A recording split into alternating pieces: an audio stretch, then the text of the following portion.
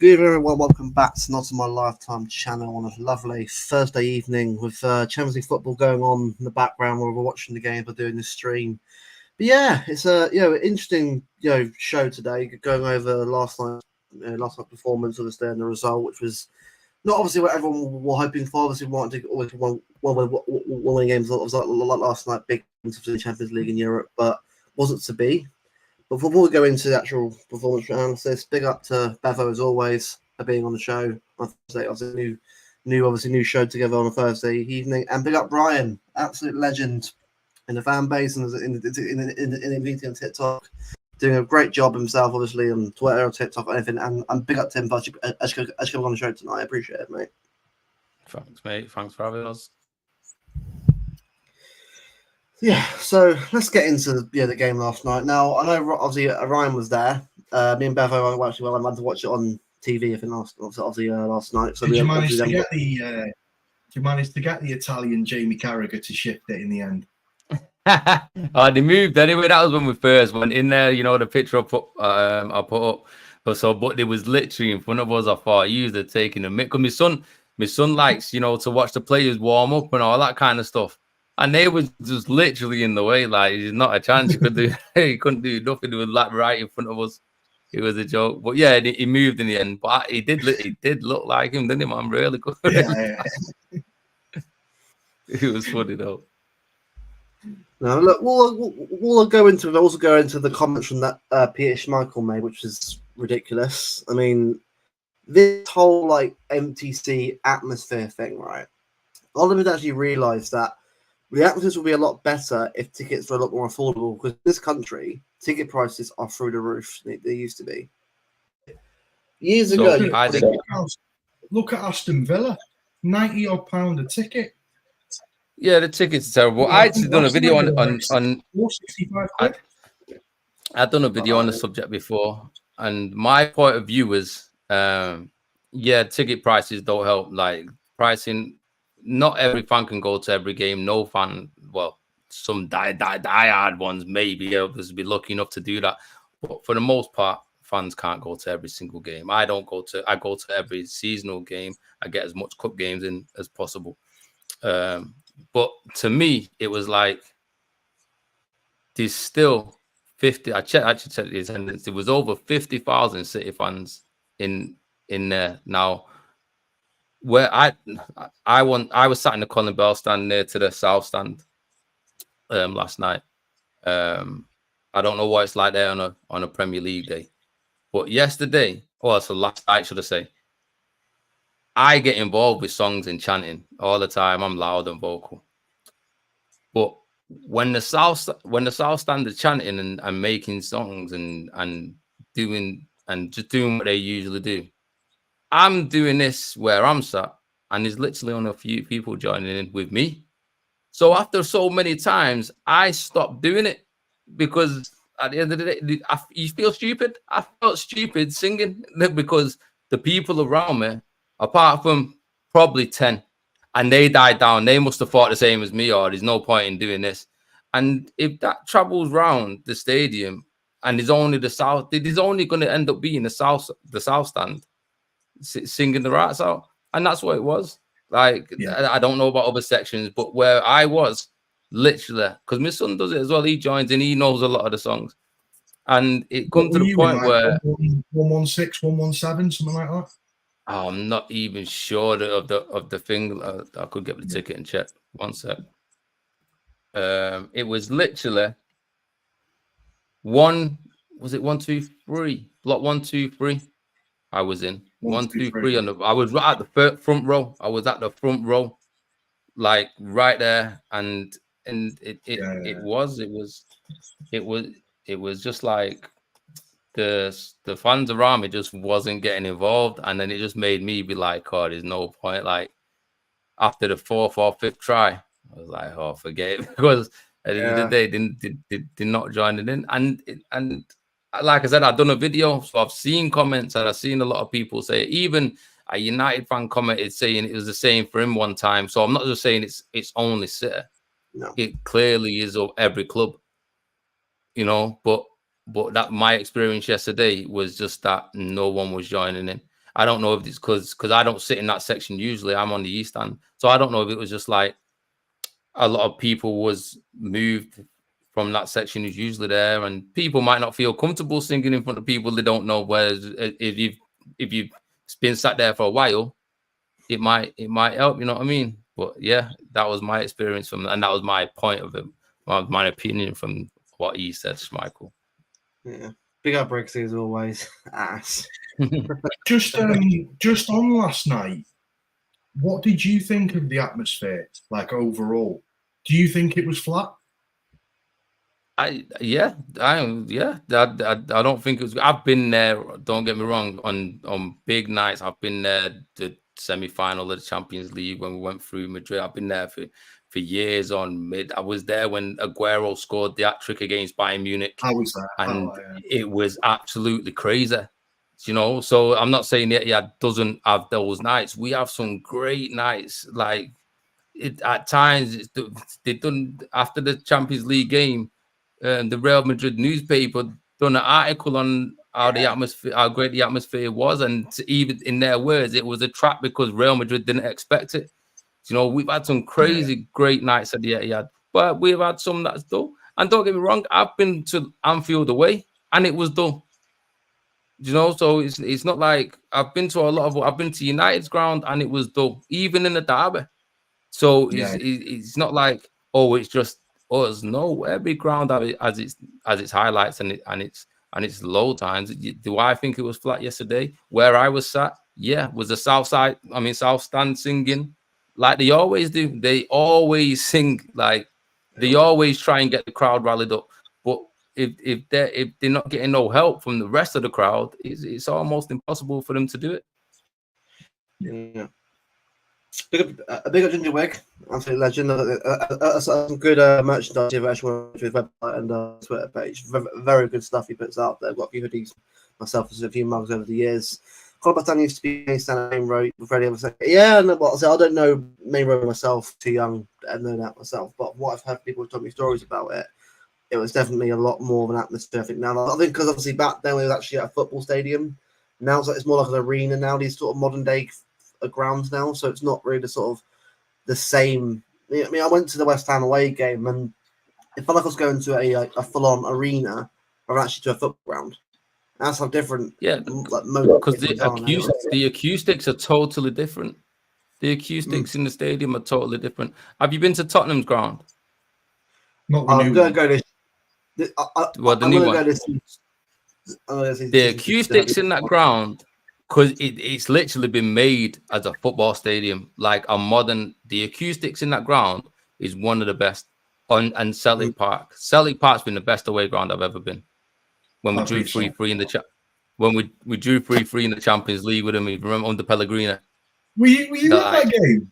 Yeah, I was there. I was there. Yeah, so and that was the best atmosphere I've ever been to at any ground, you know. So, but yeah, it's one of them things, isn't it? Like we just had a bad night at the office, all of us. I think, you know. But I don't. I'm like I said in the video, I'm going to call a spade a spade. And the South Stand, they always do the thing. Well, I even said myself, I was there. So I was there at the 3-2 Villa game, and I mean, obviously, for the start of the game, quite an atmosphere. Obviously, it got a bit low because it got 2-0 down. But when I've heard that stadium going insane and loud myself, so I understand what you guys are on about.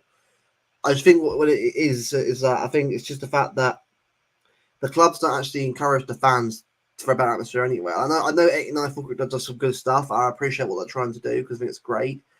But I wish the football club actually did their best to help the fans create the atmosphere, because I think it's all well. Someone commented before and they were saying what could you do? I think there's a few things you could do. You could literally dedicate sections to people, because you shouldn't. Don't get me wrong. Like some people literally probably want to go to the game. They don't want to sing and shout, and that's entirely up to them, and that's their right. It's their money they're paying. If they don't want to go and sing and shout, they don't have to go sing and shout. But if there's a majority of a section that doesn't want to do that, then you shouldn't really you shouldn't be putting people who does into that section, because at the end of the day, like yesterday with me, they're gonna feel very stupid when they're singing and shouting, and they're gonna stop. So there must be a system they can come up with to. It's almost like what you need to do is you need to split up the south stand. That you, but the south, for the most part, the south stand, like the diehard away fans and all, they're like all that. So I don't think they do. But what they maybe could do is like just make the whole south stand, move the away fans and make the whole south stand a big wall. Or or if it's if cup games are the issue, then give the singers an option. Right, well, this is all going to be a singing section, so you could have these. It takes 2 minutes to put that as an option, as as a criteria if you're buying a ticket or anything like that. They could do something. They could brainstorm a situation out of it. Yeah, they absolutely can. I think I think the club are very well placed to do that. I mean, I know the club PR-wise is a whole different narrative. Everything that's going on behind the scenes, obviously with the disabled car park and that. We won't go to that, but you know what I mean in that front. But the club definitely can actually do well and sort of get the 1894 group on board to do that. I don't know to do anyway, but it'd be good to have the same. I know it's easier said than done, but it'd be nice to sort of do that. They definitely surely must be able to brainstorm something. I mean, like when you look at Dortmund and those type of clubs, they do it. They manage to keep that wall atmospheric all the time. So sure, it's not like we're saying, oh, come up with a whole different blueprint. No, you just have to follow clubs that have done it. Well, I'll give you an example as well. Whenever like a European club, a final of a very, very passionate fan base as well. I was in Rotterdam. They've got a mass. Like, it's not a big stadium, but there's a lot of atmosphere in that ground every time there's a game. I know obviously I'm a slightly managed them, but obviously in Europe and that, and obviously won the league. They've got a very, very passionate atmosphere, and the fans and the club actually give back to the fans, helping them do that atmosphere. So the clubs can do that and get involved, but they need to actually put that forward. I get like football is the way it's going, but it doesn't mean we have to lose what makes football what it is, the fans. 100%.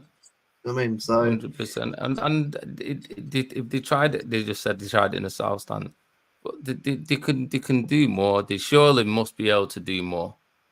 Like if anything, they need to speak to more supporters clubs and come up with ideas, because people, like as I just said, people shouldn't be thinking that they can't. They shouldn't be feeling stupid because they want to sing and chant in certain sections, and the people who don't want to sing and chant shouldn't be feeling embarrassed themselves because they're thinking, oh, look at that person, he's probably drunk, or some stuff like that.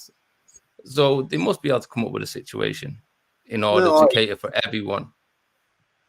I agree. No, I think also because I say that Real Madrid game, or not the one last year, the 4-0 one. The atmosphere was insane for that game, and because obviously because the club gave the fans that ability to do that.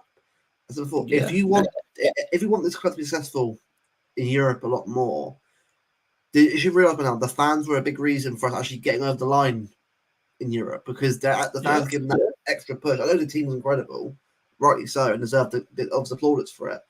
But the Bayern home game, Leipzig home game, the Madrid home game, they were all because the fans were right behind it, and it was a vocal atmosphere. When the atmosphere's on it, the players are on it as well. So do you remember when we beat? Sorry to cut you off. Do you remember when we beat PSG? Maris got, and it was freezing, the home game, and everyone met the bus outside. Yeah, like I was there, and it was sleet. It was sleety, snow, rain. It was really cold. It was bad, and no one cared. No one cared. Everyone was out there cheering the bus. The lot of it. Pep Guardiola was sat at the front of the bus watching all the fans with flares. It was going crazy. And so it's not. I don't think it's down to the City fans. I think certain fans like to sing, certain fans don't. So, like I said, some fans just want to watch the game, and that's completely their choice. But there should be something in place so the singers can be next to each other, because that's what's going to make the atmosphere. Exactly. I mean, Brixie here says it perfectly as well. Like, it's like the amount of times that I've seen texts from people who have seen ticket holders, and I said like, "Oh, my couple said, oh, if you can't make it to the game, make sure to pass it on, like to obviously put it on the exchange." Like, well, why does that matter so much? Like obviously, most people who have syndicates will try and be at the game. If you can't because of whatever's going on in your life, is what it is. But the fact that they always try and push it so you put your ticket for that game back into the exchange, they're going to up the price by how much money they want to put it to. I don't understand. They're going to sell it for crazy amounts. And again, they're not going to sell it to a fan who is going to be very active. Like they probably, like I had a comment. Before on the video about the situation, and there was a City fan that said, I'm a part of the Colin Bell stand, and there was a load of people. I was probably one of them who's not usually there. You know what I mean? So, like I said, you might get people that's comfortable to sing in front of other people who've been around for a long time, but when there's new faces there, they might just not feel like they're up to doing it. Can you confirm, Ryan, that that's actually a penalty in Atlantic? I know you're watching it just now. Is it? I'm not sure. Yeah, there is. Okay, all right. Well, there is. You'll have to go to VAR yet, won't it? Oh, of course. Yeah. Arsenal. Get on with it. Arsenal, yeah. Yeah, mate. If a decision now, I'm like, right, I'm waiting. So I get confirmation. I'm not celebrating anything. Penalty, whatever. I can't. It's mad. I get why VAR's in the game, and I appreciate them trying to sort stuff out. But it's mad how much involved it is at times. It doesn't need to be. Well, VAR is not the actual system is not the problem, is it? It's the people officiating it. You know, it's like. Well, I remember that the first talking of officiating, that ref last night. Oh, he was mad. How on earth, right? How on earth can you justify giving Ruben Diaz a yellow card, but then the only one of the night? Grealish gets wiped out, completely wiped out. That was terrible. And he gives nothing. That was the only yellow of the night as well, I think, wasn't it? I don't think there was another yellow card. I'm just going to check with you now. I'm just looking for stats on lineups. That's the only yellow card the entire game. I was like, how is this only yellow card the entire game? Thought so. How did to get away with it? Like how did get? Oh my god! Exactly. And these have gone to VAR. Also, why on earth, right, did they not play Martinez from the start? I know they had a game on Sunday, but I thought, it's a big game. Who's the best striker? This is what I was saying to you last night, Luke, right? At the end of the day, you can say, oh, yeah, we did okay, that, there's things that we can take out of this game. But the thing is, right, they had no DeMarco, if that's how you say his name. Yeah. You've got no Lautaro Martinez. You've got no Denzel Dumfries for the majority of the game. No DeMarco at all. That's potentially 3 of Inter's best players not even playing for the majority, if not all, of the game. How can we take the positives from that? We can't. But the thing is that could have made them play even more defensive as well. That the best. Martinez was. I was shocked because when I seen that he wasn't in the lineup, I thought he was injured. Because obviously I'm on the way to the game as well, so I thought he was injured. And then obviously he was literally warming up in front of us. He even missed my son knows him from FIFA, don't he?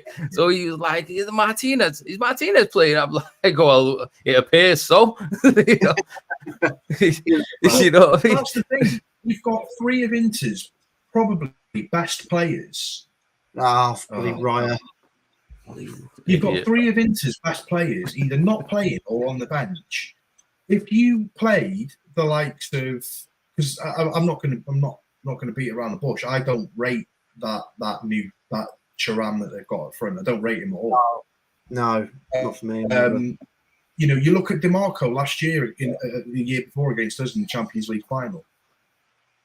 He was unbelievable.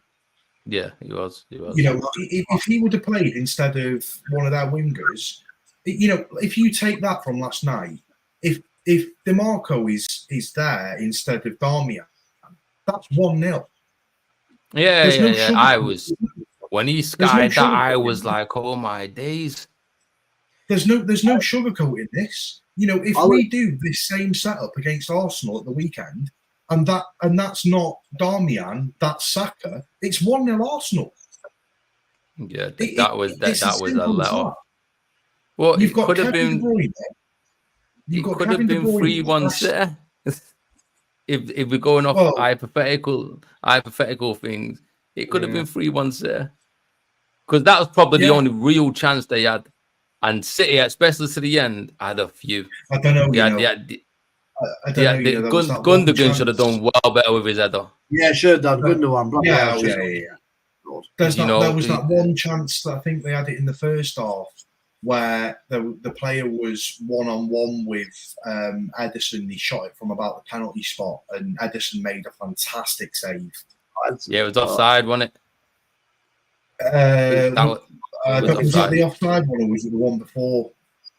Was it? I just remember because I was on the other side, so I couldn't really see too much over that section, you know, when I was there. But there was a save he made, and it was incredible, and it was offside.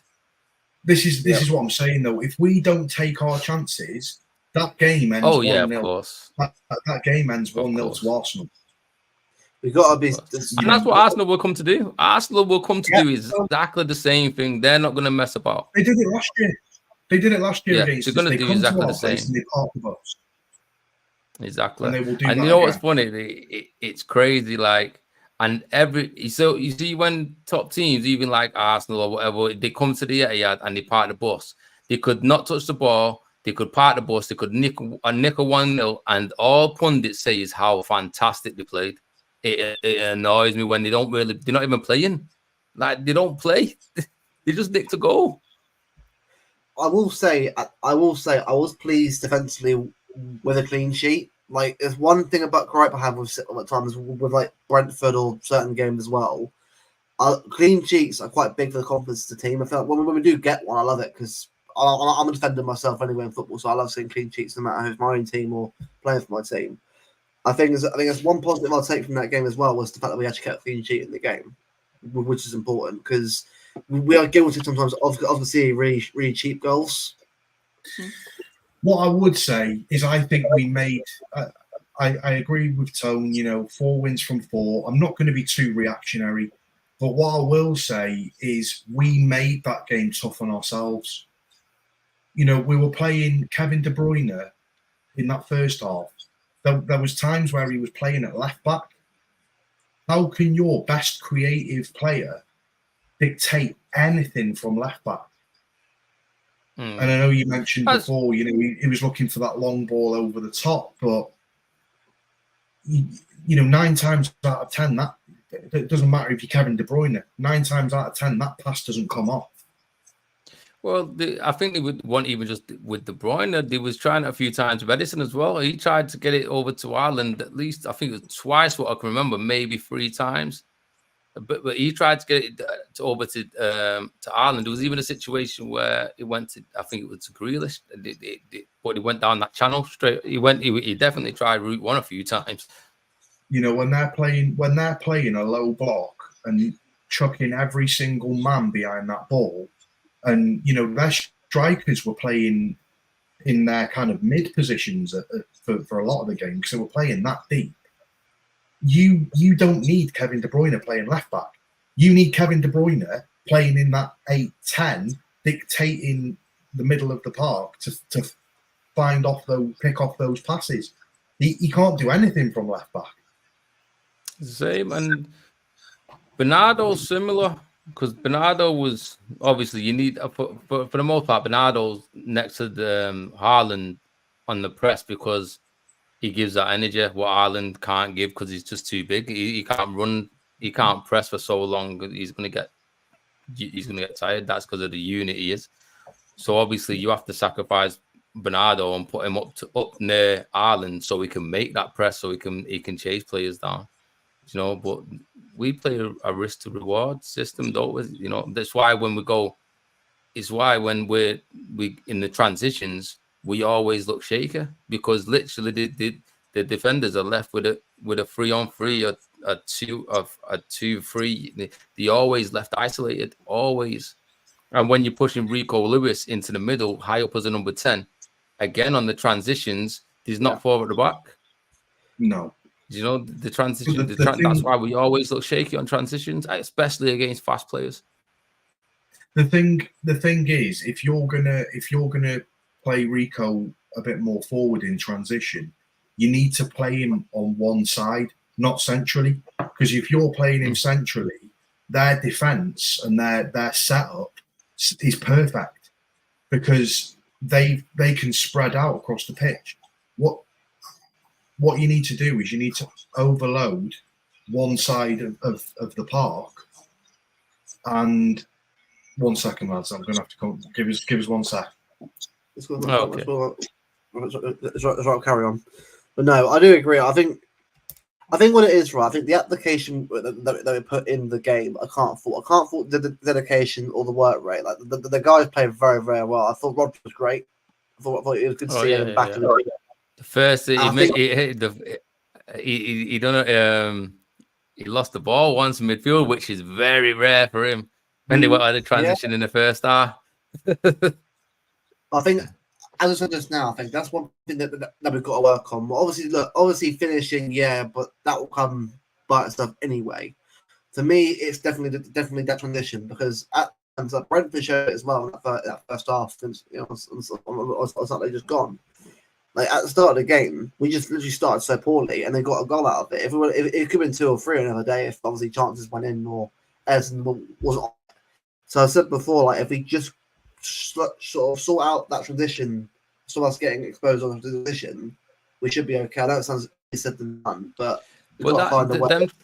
Transitions, and I agree with that sections for UI, Inter are the masters of the low block. So it's not like we went against an average team. We went against a team that's only lost twice in a calendar year. Like we've gone against a proper defense, and the Italians. That's what they do. That's the Serie A. They like to defend and they love to defend. But going off topic, I forgot what the original thing was talking about before we skip back to Inter. Transition you're on about. Yeah, transition. Oh yeah, it's always been a problem on the Pep teams. Like Pep, they've always been vulnerable to counter attacks. We've actually got a lot better at defending them, you know, in recent years. But like we've always struggled with counter attacks, and that's because like I said, we play a risk to reward. That's why Liverpool always was so good against us because they're built for transitions. Liverpool understand with Mane, Firmino, and Salah was built for transitions. The three in midfield, it wasn't technically the best. It was engines who won the ball back, and as soon as they won the ball, they put it to the front three, and then they just went mental. So that's why they're going so good because we're vulnerable to transitions. Yeah, because I think another day, I just said before, like I do watch Serie A a lot anyway, so I kind of knew I was good into where we're going to be going into this game. I do think for me, like I think their best player was DeMarco. That's probably I'd say a best player. I'd say when he's fit because he's like a wing back that can play forward and back, but he does it in such a good efficient way. I think obviously in that kind of system that Inzaghi has. Obviously, I've got quite crucial. I think Diane's not the player anyway, but I think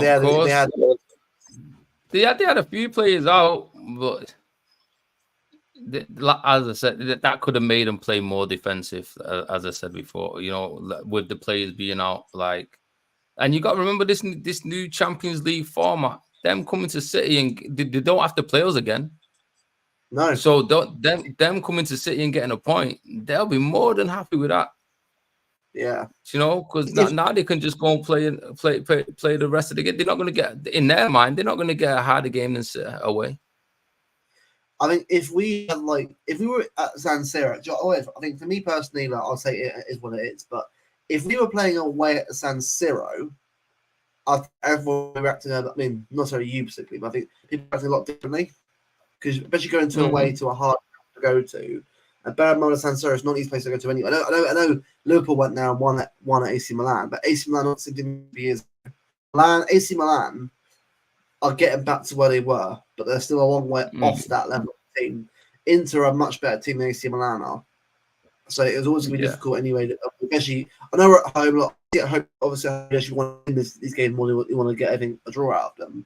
I think that as long as we win our games that we need to win, like Bratislava away, and obviously the games that we should be winning, that's the most important thing I think we've got to look at. But I think, if anything, it's more the fact that going to the game on Sunday, we've got to learn from that experience and think, right, well, Arsenal come to the same game, playing the same way.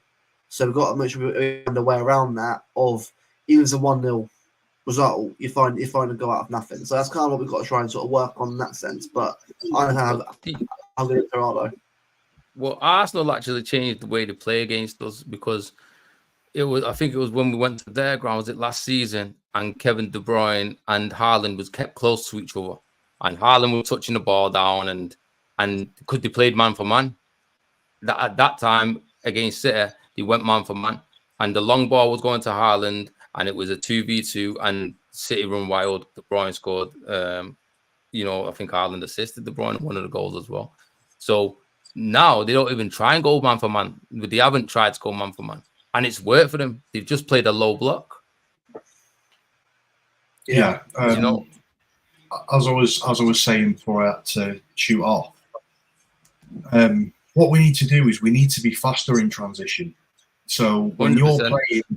you're playing Rico Lewis, pushing forward and playing him more as a 10, their back line is already set up and spread to cover that potential overload.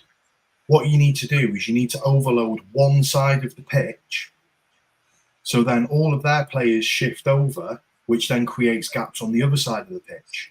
I thought when Doku come on, I thought that was the game changer for us.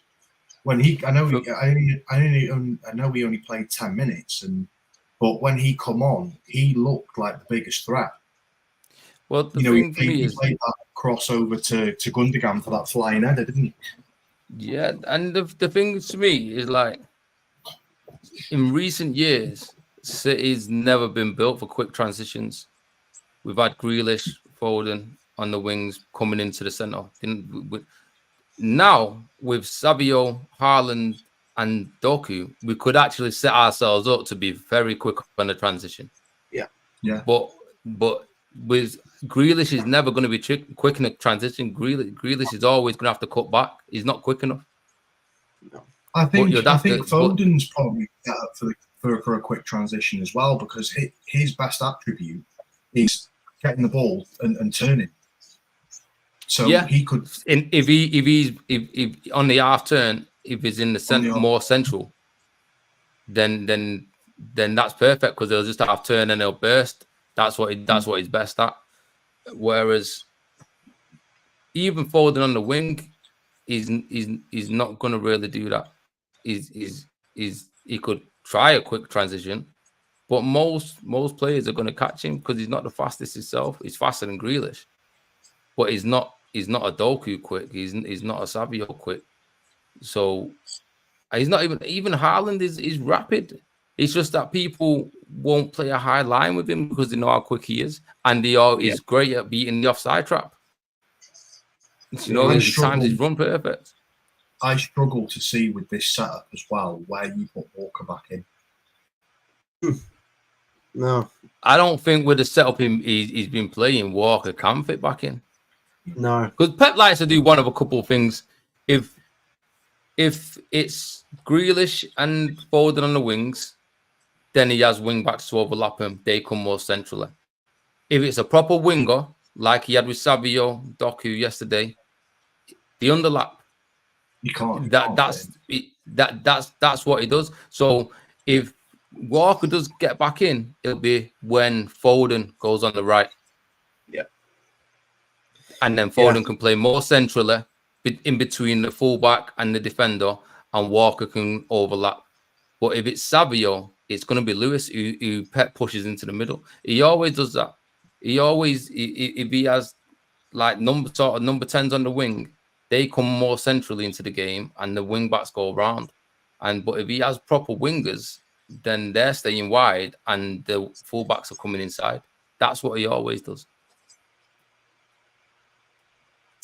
Yeah, no, I mean, I think for me personally, well, with Walker, I mean, that Brentford game sort of really showed you exactly how much he's fallen off the where he was a couple of years ago. I mean, I know it's a different game particularly, but when you saw the setup we have now, when he is put into that setup, it just didn't work. So I know he obviously was in the game we were right because we had Diaz come in, obviously a bit more control of Rodri and Gvardiol, but it's what I mean. Like, on it, can I trust Kyle Walker on his own to sort of like marshal and deal with maybe certain situations like Inter Milan? Not anymore. I used to be able to trust Kyle Walker because Walker was able to have that use his pace on the right time. Actually, read the game a lot better than he does now. But I mean, I think we're seeing it now. Walker, obviously, especially when we're sort of back in the team here and there, it's just not the same player anymore. I think we do need. I prefer Rico anyway because Rico actually sort of knows a bit better, knows what to go in the midfield a bit more, knows when to go. I think that's what we just need to try and sort of find. If we are going to have fullbacks back in this team again at some point in the future, we need fullbacks who kind of know when to, press or when not to press. I know it's a different point, but that's why I'm not really a fan of Carl anymore, really. To me, like Kyle, if you got to remember, Kyle dropped off. He was dropped out of the team for a bit, but until the Madrid game, wasn't it? And was it last season or the season before? He wasn't. He was in and out of the team, and when it comes, I think it was the season he was supposed to be going. And then the Madrid game come, and he got put back in there, and he played well against Vinicius Junior, and he got kept in after that. Until actually it was, I think it was the year we won it because he dropped him out of the final, didn't he? He didn't play. Yeah. He didn't start in the final. No, he didn't start the final at all. No, I mean, well, what was it? I mean, was it? Oh, sorry, mate. Mate. Have a good one. Right. No, was this the Champions League? So was this the FA Cup final or Champions League final? Just trying to remember that now. What, when he dropped Kyle Walker? It was the Champions League. He didn't play against Inter, did he? Well, he come on later on. No, it was a Kanji, wasn't it? Kanji Robert, wasn't it? Kanji, yeah. Which, fair enough. He brought him on later. Yeah, Kanji, Diaz, Stones. Yeah, it was actually our best defence. Yeah. It was the 4 centre backs, wasn't it? That's what he went with for the majority of the time. I think the thing is, like, I obviously at some point we'll have to as well obviously play about Haaland as well, obviously, because especially having so many midfielders we've got now, especially Watford coming up, we've got to find a way of playing like Haaland as well, which I know will be a different point of view entirely. But I think it's like having like 2 different systems as well will help us obviously in certain situations. I think. Oh yeah, like. Go on. No, okay. I was gonna say like. It's good, like, because even if you like Grealish, you've got stuff that Grealish can do what a Doku can't on that side, and you've got even Pep said it himself. There's things Rico Lewis can offer the team, what Kyle Walker can't. But there's also things that Kyle Walker can offer the team, what Rico Lewis can't. So we've got that all over the pitch. Yeah, we've got that all over the pitch. And power. I mean, Rico's a strong lad, but against a big tech, he's not gonna be much of a challenge, So, well, it's like Rico particularly as well. I remember watching the actual the documentary and sort of seeing him do boxing as well. So I knew obviously he does Thai boxing. Yeah, so I know he's actually quite a strong lad, despite how small he is compared to other players. But he reminds me a lot of Bernardo Silva. I'm obviously not saying technically as good as Bernardo Silva, but that level of like bulldog who can sort of go around the pitch. Yeah, he was Thai boxing from a very young age. His dad's a champion Thai boxer. Yeah, His dad has a Thai boxing gym in Bury. My brother actually used to go to his dad's Thai boxing gym. Oh, really? That's pretty cool. And so did my niece. My niece was there from when she was a kid to a teenager. So it's like, yeah, his dad was a champion Thai boxer. So his sister was a Thai. She plays for City now, but his sister was a Thai boxer. So the whole family grew up that way. So he's definitely he's tough. He's a tough kid. Because it's right. Isn't the sister now part of the women's team now, or yeah? Well, she's young, but she plays for City. Academy. Yeah, academy thing. Yeah, in academy. Yeah. No, that's which is mad. It's like Reece James and Lauren. Well, I'm not the level of them two yet, but similar sort of thing, like brother and sister playing, for the same club, which is quite cool. But no, I mean, you're right. I think for me with Walker, right, I don't hate Kyle Walker. I think for me it's more the frustration because we know how good Kyle Walker can be on his day. We know how good he is. Like, listen, I don't think City would be where they are or have what they have if it wasn't for Kyle Walker. He was a beast. Especially, I was so happy when we got him from Tottenham because he's always been that beast of a player. Like, yeah, he's coming to his end now, but I still think there's a lot in the tank for him. I think it won't. Maybe he can't. When you fast like him and you rely on pure power and strength, he's not going to be able to play all these games and be consistently at a top level. And, so Pep has to pick his games. He has to pick his games right. But do I think Kyle Walker can still give us what we need like this season out of him? Of course, I don't. He's done not. He might have had a few dodgy moments, but he's done nothing majorly to be like, you know what, I wouldn't trust. If Kyle Walker's in the starting lineup, I won't think, oh my days. No. You know what I mean? Yeah, I get that. No, I think for me as well, because I remember with Walker, he's 34 this year, isn't he? It was next year. I don't know how old he is now. Yeah. But so I think this will be his last season anyway. I reckon in this season we'll either look to go on someone else or I think it'll be his last season myself as well. When I look at what Frimpong's doing at Leverkusen right now, I think obviously him being a City lad as well, coming through the academy, also being a lot of the. He's obviously good mates with a lot of, I think, fans around his age group as well. So it's kind of like for me, that's kind of a move I reckon the club will probably do in the summer. A new fullback. It's crazy of the players we've had in our academy that's actually come great in over clubs. And it's down to the game time, and they need experience, they need game time. But if you go down the list, we had a few top kids that play, a few top kids. Well, I'll give you because obviously I'll tell you a little story, right? Because obviously for me, I remember actually playing like I'm not sure you remember this guy, Thierry Ambrose. Do you remember him? Yeah. And I was No, you go. Sorry. Yes, right. I played him on FIFA a few times. Actually, I actually ended up talking to him a bit for a good couple of years. I've done with him for a long time now, but it's like a few years ago. And it was really lovely because I played FIFA with him. I also actually ended up playing as Angelino as well, FIFA as well, which is quite mad. It's a whole mad stuff. But you end up meeting players through players and that. Obviously, Brandon Barker as well. It's just at a time where I kind of wasn't. Yeah, Brandon Barker's from local to us. I know one of his family members.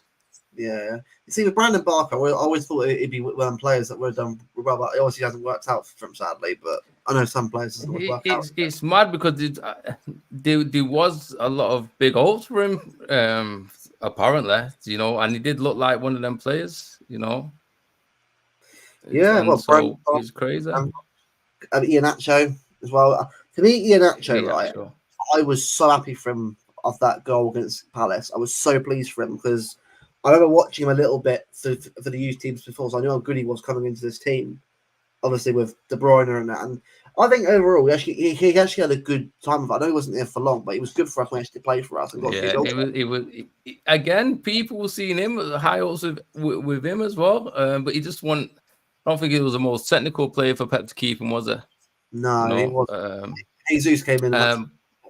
But do you remember the goal? I mean, when it was the Leicester game. I think it was Brendan Rodgers when he was in charge. I think it might have been the company one.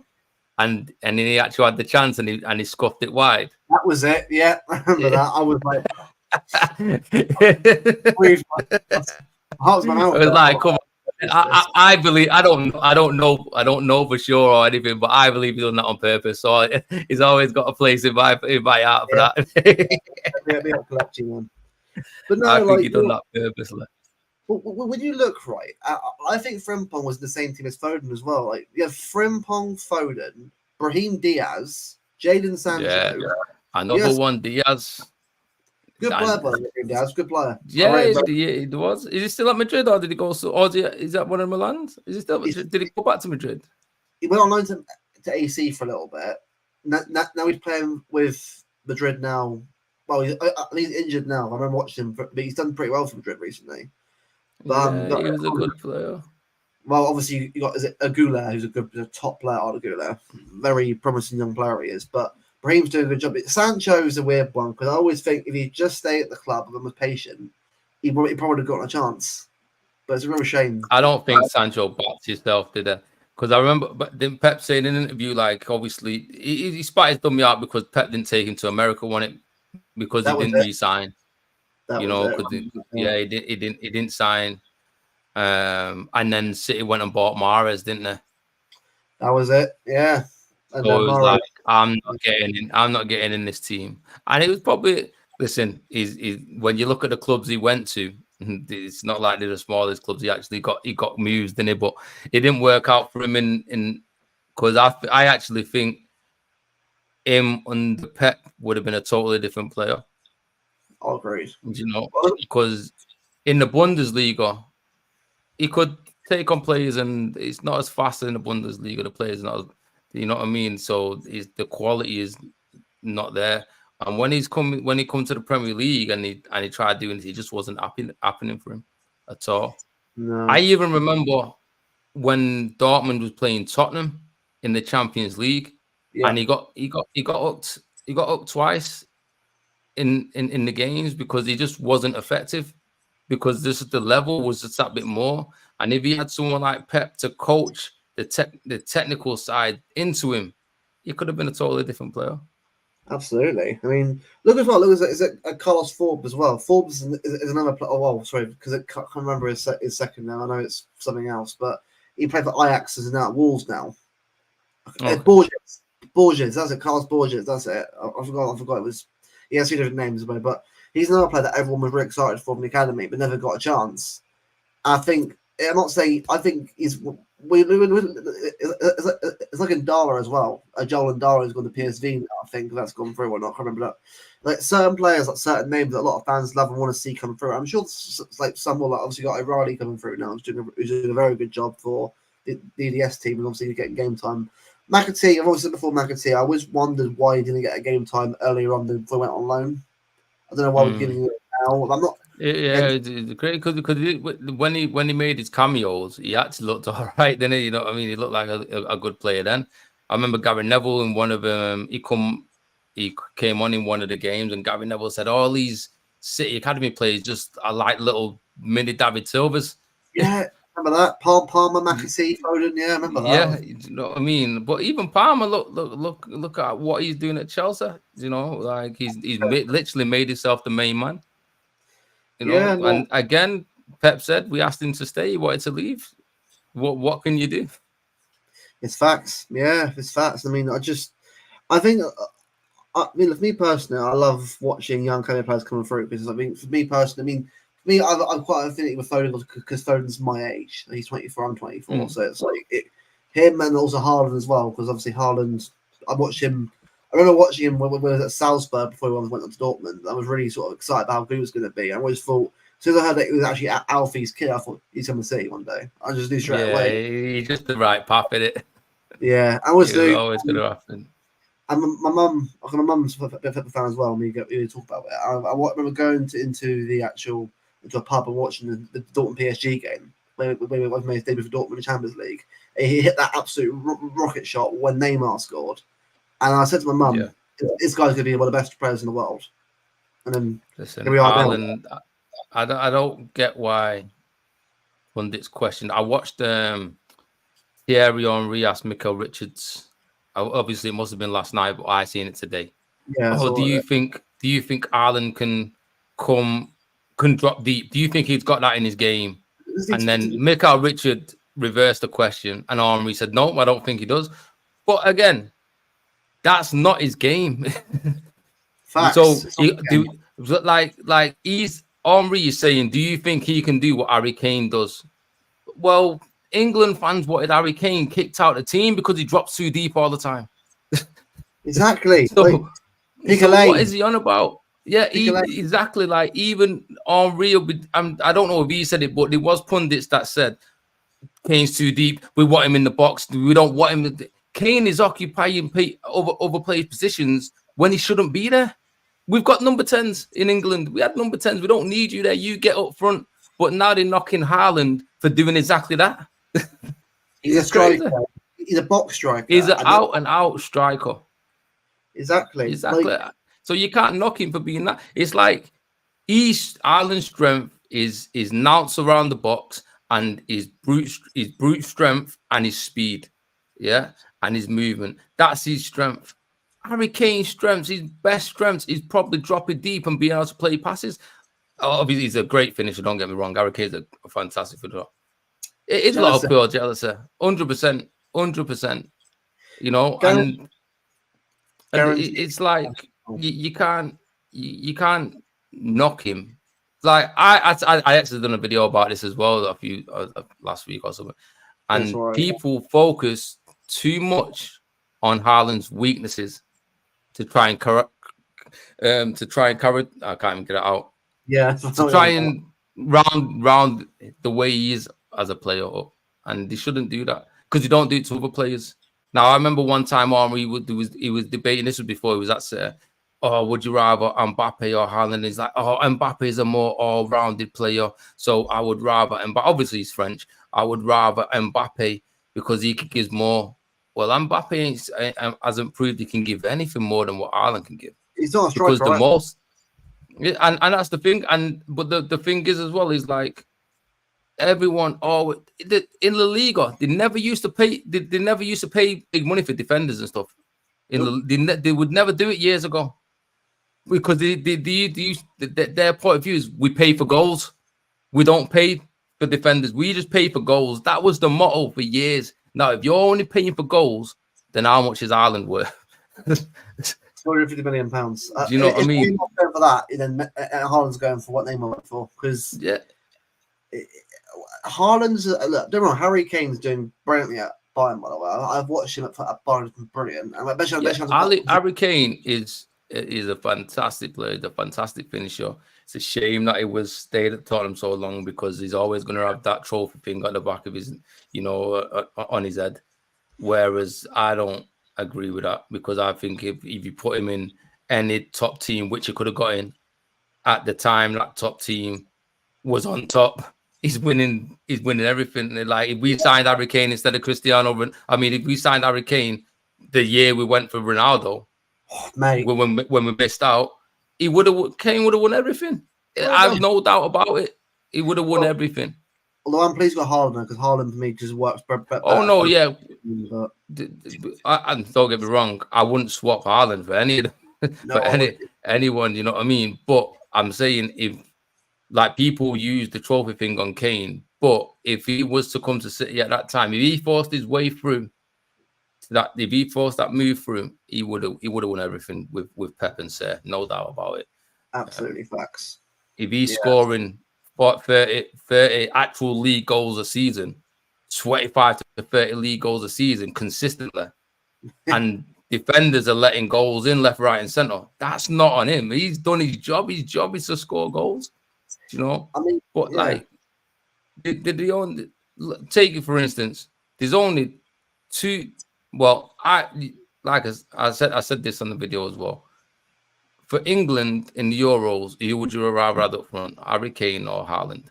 And I promise you, a lot of the majority of the England fans are going to say Haaland because Kane, although how great he is, he's one of his strengths. He's dropping deep, and that is also one of his biggest weaknesses. For us, that is so good. I guess that's the reason as well. Palmer has played Haaland. Foden, player like Bellingham, a player of Haaland, they'll know what he wants and where to play it. 100%. And the thing is, Bellingham, I wouldn't. I'd be Bellingham had to be number 8. I think the player Bellingham's instincts is not to turn, look up, and pass. It's to dribble. He likes to drive with the ball. Yeah. Whereas a Foden could go on the half turn and he'd have his head up and he'd look for Haaland. You know, these sort of players would do that. But I don't think Bellingham would. I think Bellingham was more suited as a number 8, even though he didn't get played there. But like, it'll be just perfect for England, you know. Like, and that's the thing, is he's just a top striker and focusing on his weaknesses, which he has actually got better at his hold-up playing stuff. He's got much better at it. But people focusing on his weaknesses to try and downplay what he actually does as a player. He's a beast of a player. He's actually beast of a player. He's the best striker in world football. He's 24 years old. Like, he's my age. Like, remember, he's got many years ahead of him. Like, he's got at least I'd say now, especially at his level, 10, 15 years if he keeps his fitness up. And another argument that does my head in is this. Of course, he's going to score that much. He's in a City team. He's scored in whichever team he has been in. National team, Salzburg, like Dortmund, Man City. He scored in every single team. So he can't just be, it's Man City's team. When he does it everywhere, regardless of what number 10 is behind him, regardless of what wingers are at the side of him, he is scoring goals. So it's clearly not the club he's at. It's just because he's a great goal scorer. I guarantee if he was playing for Liverpool or Man United or Arsenal, he would not be getting criticism whatsoever. Because no. This team, it's City, innit? It's this team. Yeah, it's because it's City, 100%. If he played for United, United or Liverpool, especially, it would be. They would have put him on. He'd already be the greatest striker in Premier League history. Well, yeah. Or he'd already be like. There wouldn't be no doubt about it. Like, it'll be lauded. Facts. And this is the thing. For me last night, right, I don't blame Haaland for this. Haaland in the day, right, is getting marked up by 3 men who are aimed at trying to stop him from getting goals. At the end of the day, right, as a goal scorer, what can you really do for that? If obviously you can try your best to get around it, but with Haaland, I know he'll be in there for a chance. It's up to us to obviously create that chance for him. So exactly, and the thing is like, because of his ability and his goals and how many goals he actually scores, too much gets put on him. They played a 5-3-2 yesterday, so there's 3 players behind Ireland, and there's 3 players in front of him at any given time. Yeah, do you know? So how is and it's not like they're stretching out. They're well drilled, so the tightness in between the lines was tight, and for him, for any, I guarantee you put any striker in that situation, then they're finding it difficult, very difficult. And one of the best chances he had was the header. And another thing we wasn't doing a lot is swinging balls into the box. We didn't do that at all. See, after our crap, by the way, I've watched every single game they've had so far. They've won the games. Don't get twisted. Arsenal are gonna defend like mad. It's not gonna be. They're not gonna go out for it. They're gonna just do what they've done the last season. Yeah, I fact that the thing is with Arsenal as well. Right? I said before, the reason why I'm so confident we'll win the league is not because I'm arrogant. Most of the time I kind of know. Liverpool, for me, are a great team that need a year or so under this new manager. By the way, I like Arne Slot as a manager. I think he'll do well for them in the long run. Sorry to cut you off there, but I'm not gonna lie. I watched Liverpool versus AC Milan, and I thought it looked great. They look like a team. They look like they've got. They're getting the balance of holding onto the ball like Slot wants them to, and the transitional play that they had on the clock. They're finding that balance. I thought Gakpo, he looked like a totally different player versus AC Milan. He was on. Oh, he was on fire. Yeah. They look like some players. So I think Liverpool, like you said, in probably another season under him, if they carry on the same trajectory, we'll be up there again.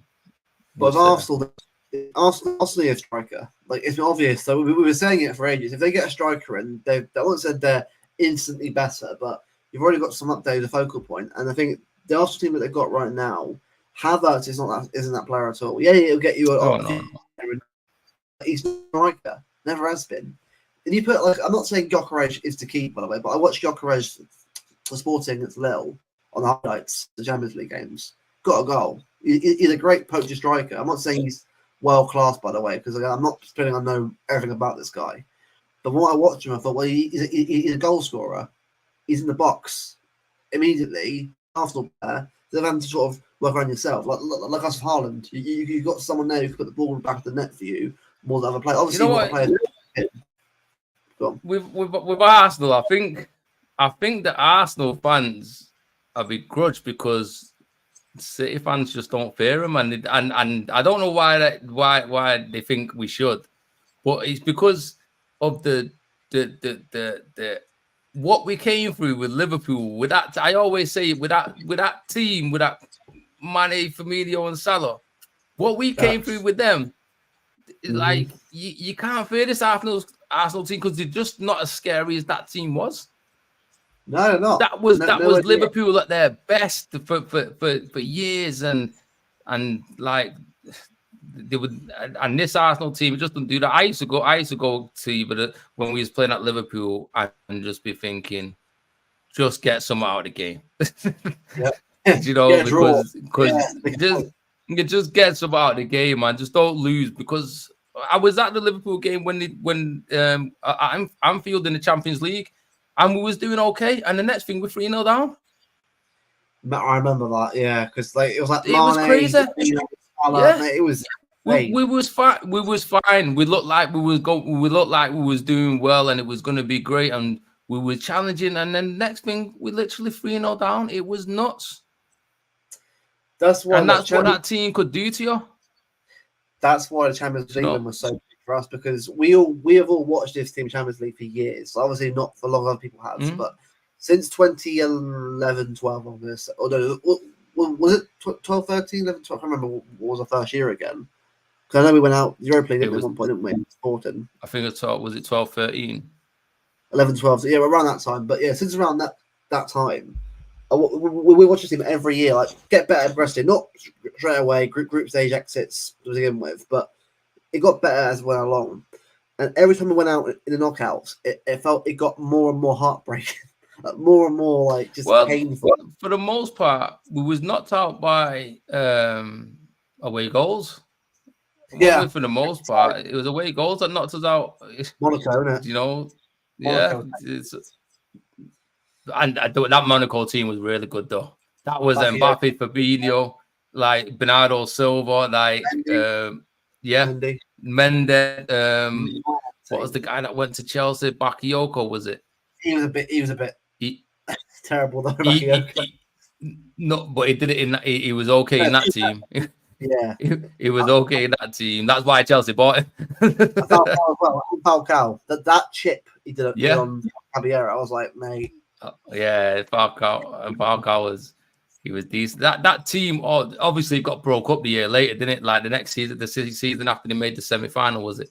They got broken up, didn't they?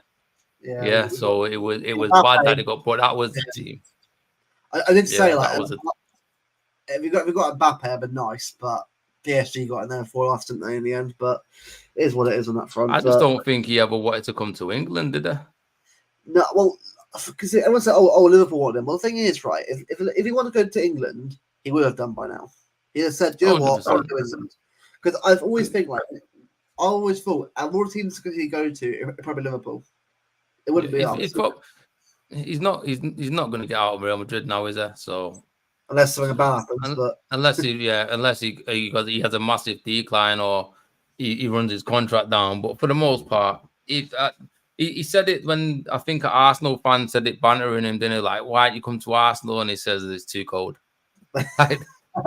You know, there's a clip that's like it's too cold the weather. So I don't think he ever had it in his head to come to England. Arsenal draw, by the way, with Atlanta 0-0. I know. I just checked it out, so that's why I kept on looking over. He ain't all that bad. I think we would have beat Atlanta. Atlanta are a good team, though. I watched them against Leverkusen. Yeah, That 3-0. They're a good team, man. So for them to get, yeah. everyone should won the game 1-0 for a penalty. But Arsenal at the moment, goal. I mean, look, we all know, and we said it earlier on, that they'll come to try and get a draw. It's going to be a different game from that. Obviously, I've been on the stream, so I haven't really. But for the before we was on the stream, I was watching a bit of it, and Atlanta was kind of, from what I've seen, I don't know if this start of game played out. They was doing what Arsenal was going to do to us. they was sitting deep, and they was going for the counter. Well, if you look at the game, right, like I just looked at the stats. Like Atlanta had more possession, but shots wise, it's pretty even. Okay. It's pretty. So, I think both teams. I think the draw was a fair result in the end. I think Atlanta should want to get 1-0 for a penalty, but overall, I'll say that I think the draws. I think Arsenal just had nothing. I mean, what was the lineup like? Because I didn't even focus even in the lineup. Like, I'll go through with it. Ryan goal. I think man of the match apparently, which again he's been good so far. Raya, fair is due. White, Saliba, Gabriel, Timber. They're starting. So that's going to be the back four. Yeah, that's going to be the starting back four. Rice, Partey, Havertz in midfield. There we go. That's Havertz in midfield. Odegaard's injured, and he's out. He is and quite well apparently from what's been no time. So that maybe is his starting midfield as well. And then Martinelli, who's terrible right now. I think he'll bring Sterling in. I think he'll bring Sterling in for sure. And Jesus up front. And Saka on the wing. Yeah, I can see that. I think that's his starting apart. I think Martinelli will be swapped for Sterling. Yeah, Monaco beat Barcelona 2-1. Barcelona's not the Barcelona. We need to get that Barcelona stigma name out of our heads because they're not the same Barcelona no more. Jamal, come here. That would never happen. You know, Pep would jump to the chance. He would. Jamal on the right. Savvy on the left. Oh, on, mate, that'll be ridiculous. Oh, that'll be man. Haaland in the middle. You got like Musiala. Oh, mate. Checo's just instantly dumping Doku and Grealish. On you come, lads. Back up wingers. What I said before, though, like our wingers we got this year are insane. Like Bob's not back from injury yet. Like when Bob's back in, he'll be on it as well. I think Bob would have been perfect for last night. He would have been. He would have been perfect because he is great. He reminds me, my son plays futsal, and Bob with his shuffles and that, and his controlling tight spaces just reminds me of a futsal player. Yeah, that's true. So I think he would have been perfect. Look, we'll say this now, right? We're not getting over ourselves with Arsenal until we get the win Sunday. We're not saying anything about Arsenal. I know. Look, yes, they're what they are, but. Get the game done first. Then it's going to be a totally different game. Yeah, it's going to be like I said from what I've seen before. Atlanta was Atlanta, but they were sat back and it was in Arsenal on the counter. But mind you, you said they had more possession, so I don't know if the game played out like that. So, do you want to their bench, by the way? Arsenal's bench. Who's that? Who's bench? Right. So. It's a bigger bench, by the way. So obviously it's not going to be like same like ours because the Champions League in Europe and that. So they've got a guy called Butler Oyedeji. He's like an 18-year-old. Most of the players are like youth players. They've got Calafiori on the bench, Jorginho, Goa, another young player, Kivior, Lewis Skelly, Neto, that Bournemouth keeper that's gone to. Yeah. Nuanari, actually a good player. Nuanari, that's a good young player at him actually. Ulad Mahand, Porter, no. Sterling Trossard. That's a really weak bench. Really weak. I tell you what, he could play Trossard. I forgot about Trossard. Trossard's a good player actually. Underrated player. He could play Trossard, and he could put Jorginho alongside Partey and play Rice more advanced. Yeah, that's what I mean. Like the thing is, Arsenal's team that starts tonight will probably be the team. Well, I won't say the team. Not going to be changes here and there, but I think that's what we will play on Sunday. I think with us, it's just as long as we sort of like start the game the right way and sort of have the same intention. Look, obviously, Arsenal go and defend what they can. if play the same way we did yesterday going forward, obviously try and get better at finishing, we should be okay. That's what I look. Yeah. If we finish our chances, like we could be up. You know what I mean? Because there's no doubt that we're going to create a chance or chances that we always do. Yesterday, last night we did. You know? Well, yeah, it's what I mean. Trossard does perform better off the bench, to be fair. Yeah, because before the game, I was watching the final Leverkusen game. Florian Wirtz, by the way, is a top player. By the way, Florian Wirtz. Yeah. Oh, him and Musiala. One of them two. Look, we're not getting there was a rumor saying that City's going to go for them both, wasn't there? If we get both of them phone, mate, holy shit! A big hooray! That's a big hooray after the Chargers. We'd beat the Chargers. Mate, imagine if we announced Musiala and Wirtz after the Chargers get dropped. Imagine that. Just rattle everyone. I'd love that because you got Foden, crazy, Musiala, mate. That picture would be ridiculous. It'd be absolutely crazy. Look, for me personally, I think we'll get Musiala instead of Wirtz. Either one. I think Musiala. There was a report the other day that he's not signed the new proposal from Bayern, so he's clearly got his head turned somewhere. Hopefully, actually, because obviously I'm from Southampton myself, right? And he played for their academy before he went on to Chelsea. And I'm from an area in Southampton where, like, I think his family actually lived in my area. Okay. So for me personally, this is actually Musiala. I don't remember. I'm not going to pretend I knew the guy because I didn't. But obviously, I was aware of as he got onto his career. I've been made aware of that from someone who I because he's from a similar area, same area. Yeah. So for me personally, Musiala, I've always been a big fan of Musiala since I found that out. That's why I even get him. I love it because it's like a personal.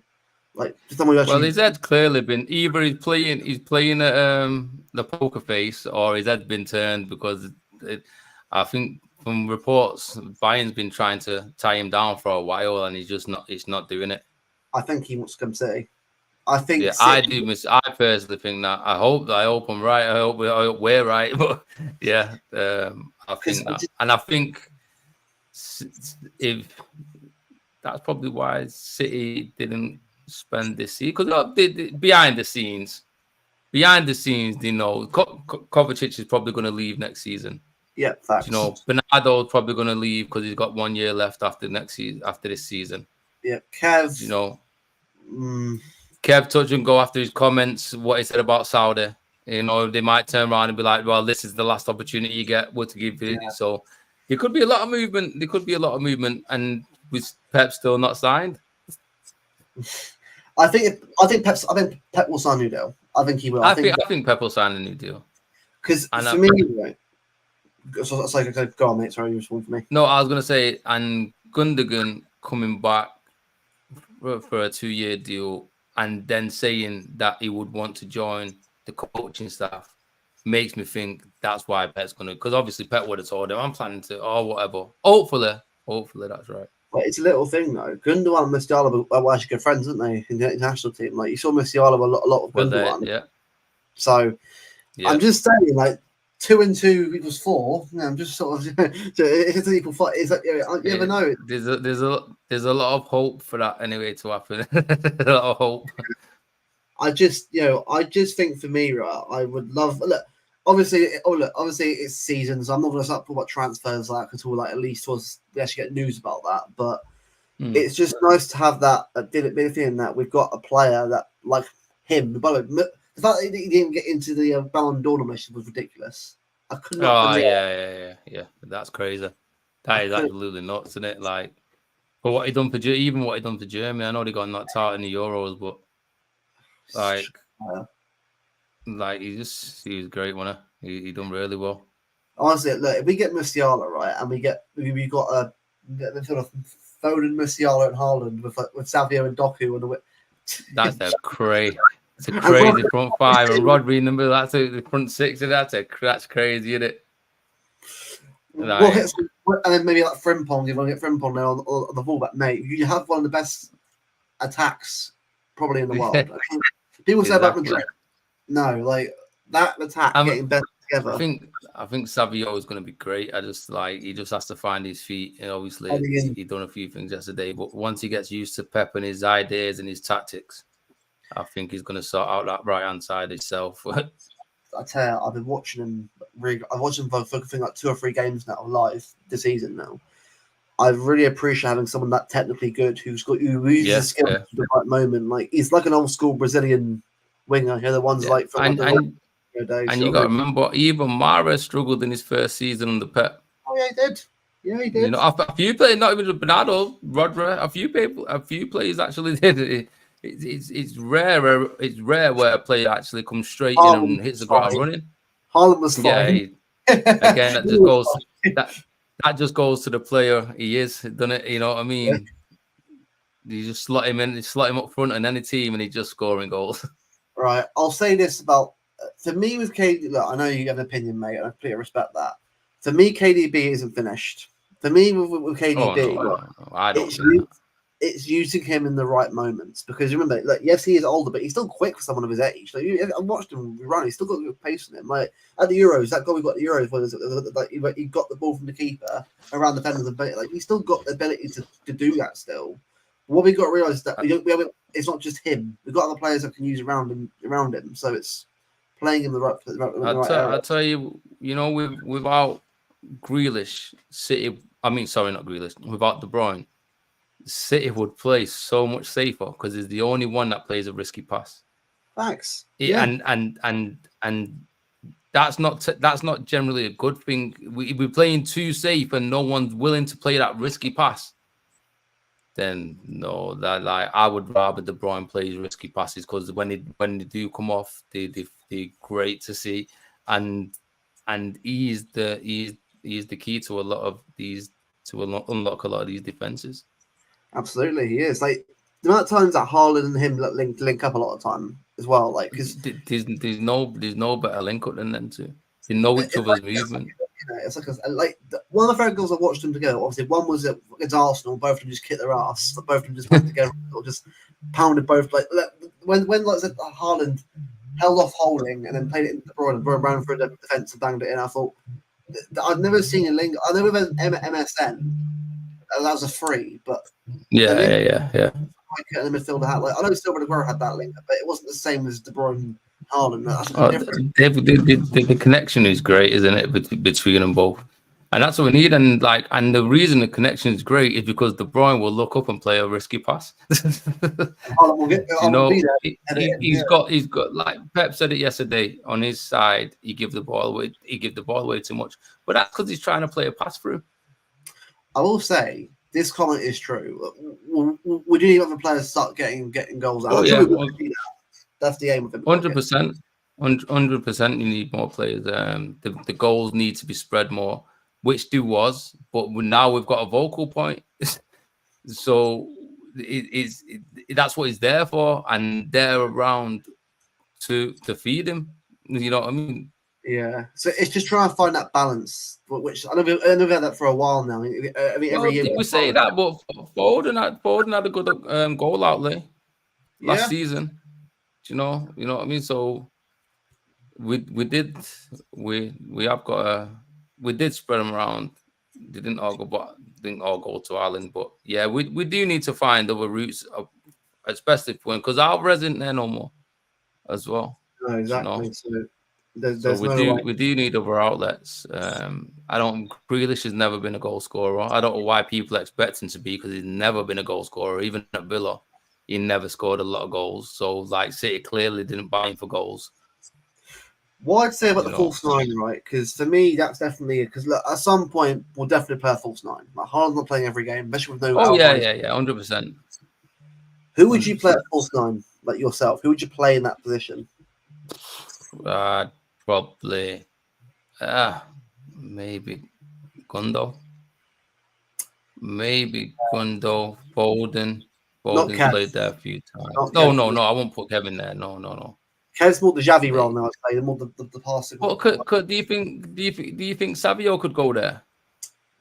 I think he will eventually, but I think right now with how young he is, how he's used to his team, I think for the win for the moment. But as he gets better and more mature and more into his team, I give it a He's shot. definitely technically good enough to be there.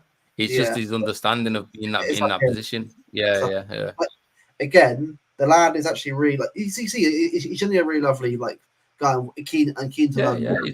He has the right mentality, so that's not the issue at all. It's just it's just I think getting the side of the game up here and knowing where to look. That's when you know he'll get that. I think with Savio, Ben this season he'll get a lot of goals and assists. Ben this season, he'll start him and Doku as well. Both of them have got the ability to be top wingers. It's just learning when to play the pass and get the shot off. It's just when they get that right, they'll be there. Trust me.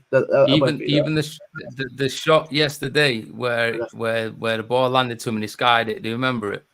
Yeah, I just thought, why didn't you just take a touch just to push it out a bit in front of you, and then go for the shot? Yeah. Just take a shot. I mean, take a touch. He'll look again. I think both of us sort of know, right? We know that them two will be fine. Like they're not concerned because both of them offer Doku's like pure pace and sort of like getting that run and also actually get better at the passes. But I think Doku's actually getting better at that final ball. Shot not so much, but that will come. But he's learning that trade a lot better. Savio, what we're saying, look in the day, right? We've got 4 wingers when they're all fit that are brilliant. They can offer so much. Like you think about that, like we've had Sane, Sterling, and Mahrez over the years, but we've got 4 wingers who are actually of a high level. Like Bob's a very high level player now. Yeah. Bob's going to be fantastic when he's back. It's just a shame he got injured. I'm confident we'll be all right. I think for me, it's just the fact that I think games like yesterday, obviously Inter Milan deserved their foul because they were bloody brilliant defensively. I think Bastoni and Sommer was good as well, and the match he was making as well. Like they're a good team, Inter Milan. I think they're a top well-drilled team. Yeah, but I think for us, it's just the finishing. I mean, Brentford was similar as well. Like, I think the second half, the finishing wasn't there because you should probably got a third. I don't want the game. It doesn't matter. We won 2-1. It doesn't matter. But I think if we want to start games like that, where it'll be a bit difficult to break down, it's just trying to find. I don't care who gets the goal. Just when you get a chance to put it away, put it away.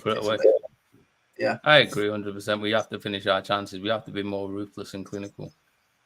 But thankfully, it's early days. I'm not.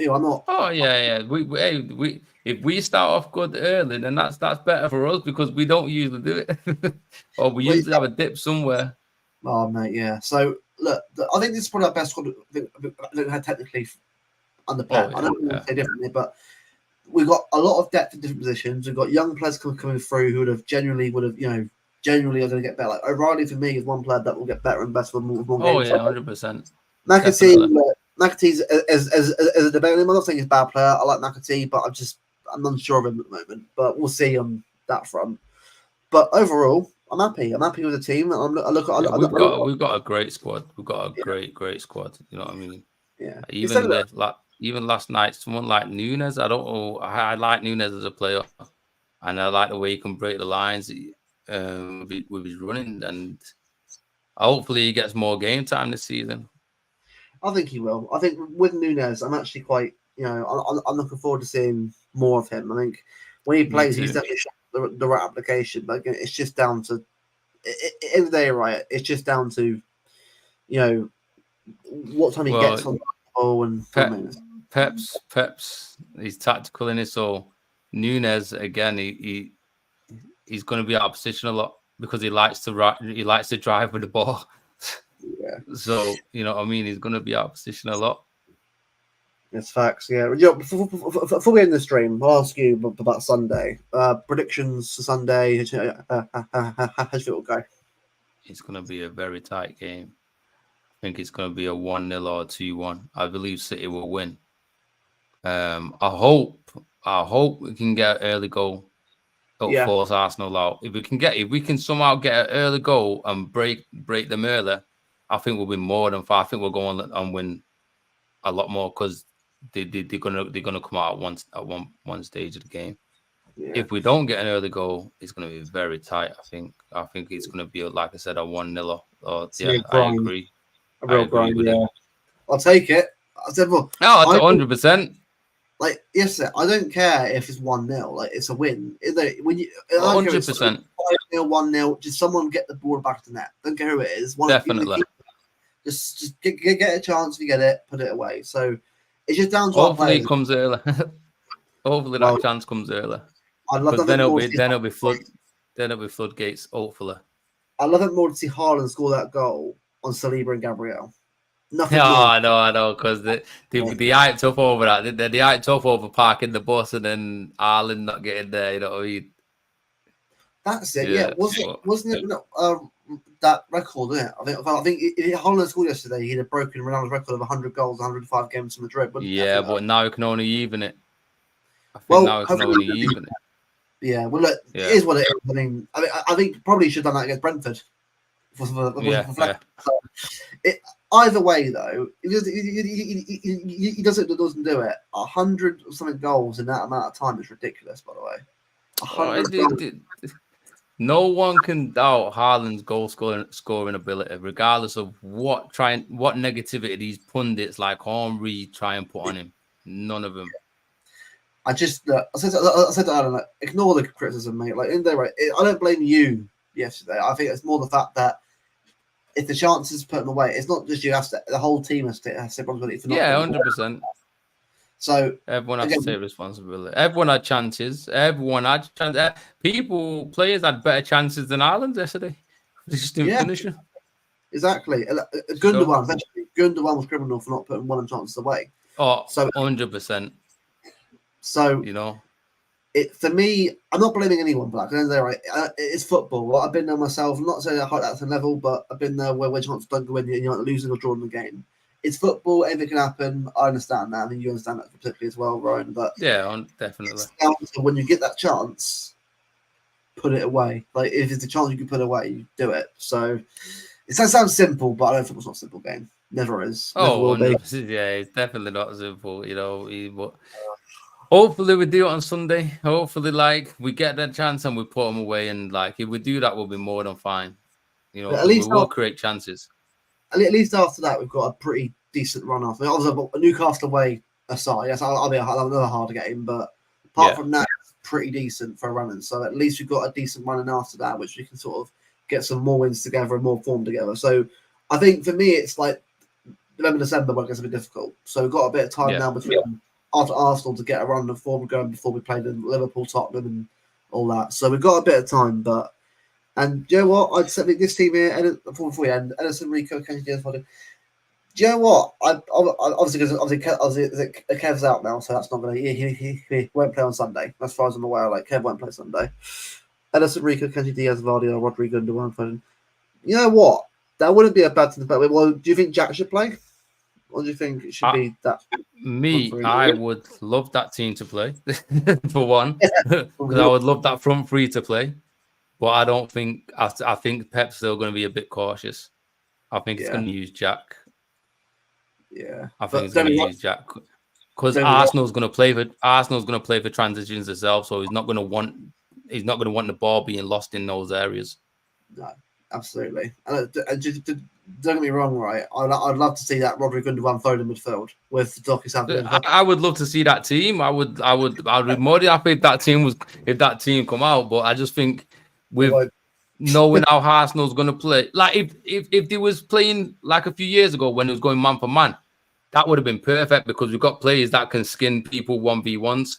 Yeah. So that would have been a great team. But because they're going to be what we expect them to sit back and sit deep and play for transitions. I think because Doco and Savio, they're going to try and take people on and they're going to lose the ball, and that's just the part of taking people on. That's what happens. Yeah, exactly. Look, I'm going to go for a 1-0 win on Sunday. I think for me, I think if we win 4-0, I'll be there because I'll be laughing at Arsenal fans all Sunday. We'll all be there. But reality will obviously buy it and it'll be like a very difficult game. I'll go 1-0. Haaland get the goal. You know, annoy Arsenal fans about Saliba and Gabriel, and then that's me sorted for until we play them again. Like 1-0. Just win the game. Get the win. Win the game on Sunday. I think 1-0. Because look, Liverpool. But I would definitely play Doku over Ben on Ben White's side. Oh, mate, Doku and Ben, you got Savio against Timber, I think. So, I mean, Yeah, Timber. That'll be the left back. That'll be a good fight because Timber's actually a good player about Timber. But he's not saying great. He's a good solid player to Timber. Similar to Martinez for United, isn't it? He's a similar sort of player to Martinez. Yeah. Don't wrong. Ajax players over the years have been decent. I mean, obviously, like De Jong's been there. De Ligt, I'm not so sure on yet. De Ligt, I've never been sure. The thing is, we say this, and it's not going to be like a 1v1. I don't think Arteta's going to leave Timber or Ben White isolated 1v1. I don't think that'll happen at all. I think it's going to be they're going to close them side down. Saka's going to be almost left back and help Timber out.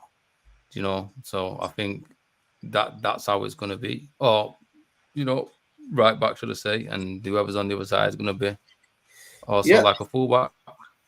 Exactly, yeah. But look, bring it on Sunday. Should be a very interesting game. You know, I won't be there sadly, but I know a few friends of mine will be there, so I'll be watching what I can. I'll be there singing and shouting in my section. You go on, Mariah. You can do that, mate. But I just look, both of us want obviously a better atmosphere as well. I mean, we want the atmosphere to be banging on Sunday. Oh, the atmosphere on Sunday is going to be totally different from yesterday. I have no doubt it's going to be electric. I know for a fact it will be. Yeah, but bring it on Sunday. Let's get the win, and hopefully we can get 3 points again and sort of move on to Newcastle. Well, I've got Watford after that, but Watford, I'm not going to Watford. I give shit about Watford personally. I know it's a League Cup game, it's all about football, but not really. Well, look, if you win, good, but I'm kind of like it's not a priority really. The League and Champions League are probably more priority for right now. Well, we've got a deep enough squad to still put out a strong team against them. Absolutely, yeah. We should win that game. I think we'll be fine there as well. Yeah, cup games are well. If Watford, so probably a 7-0 again, probably, but no, probably won't be round, but we'll see what happens. Big up Ryan, mate, for coming on. I appreciate Thanks for having me, mate. We'll have it on the future at some point, obviously, when Bevo's obviously here as well. But obviously, Bevo had to go off with a personal thing going on, but we'll go into that anyway. But look, respect to Bevo. Absolutely. Next time we'll have you on. All three of us to get on here again, so having a chat, and we'll hopefully be a good one then. Big up the chat as always. Big up the comments, obviously, on Twitter, YouTube. Big up the videos on YouTube, Twitter, especially on a Thursday night as well. I know I can be off obviously with work the next day and that, but to everyone obviously who's been here, big up Connection, big up Formidable, and yeah, bring on Sunday, bring on Arsenal. We'll see you guys next week. We'll be there. Take it easy, mate. See you later.